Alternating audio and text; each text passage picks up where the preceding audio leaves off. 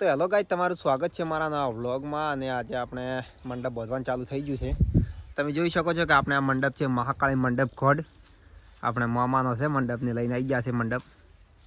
કાલે આપણે મહેમાન આવે છે, આપણે નાના ભાઈને હગી કરવા ફેટો બધાવવા માટે.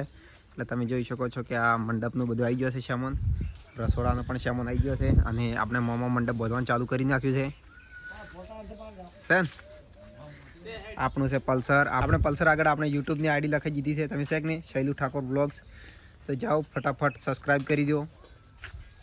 અમારા મોમોની ઉપર ચડીને મંડપ બાંધ્યા છે.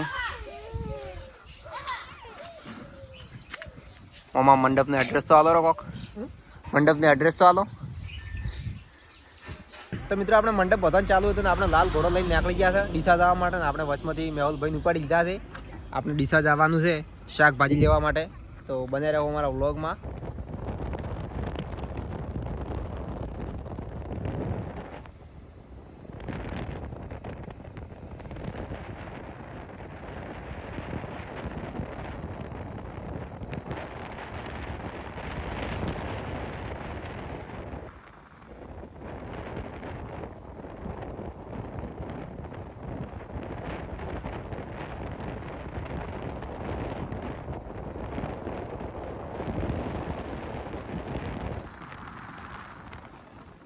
તો મિત્રો આપણે હવે શાકભાજી જોવા ડીસા માર્કેટ યાર્ડમાં આવી ગયા છે, તમે જોઈ શકો છો.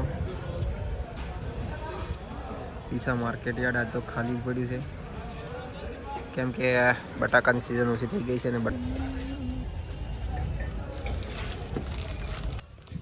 તો મિત્રો આપણે હવે શાકભાજી બીજી લઈને ઘરે આવી ગયા છે. ને તમે જોઈ શકો છો કે આપણે આ મંડપ બાંધી ગયો છે અહીંયા.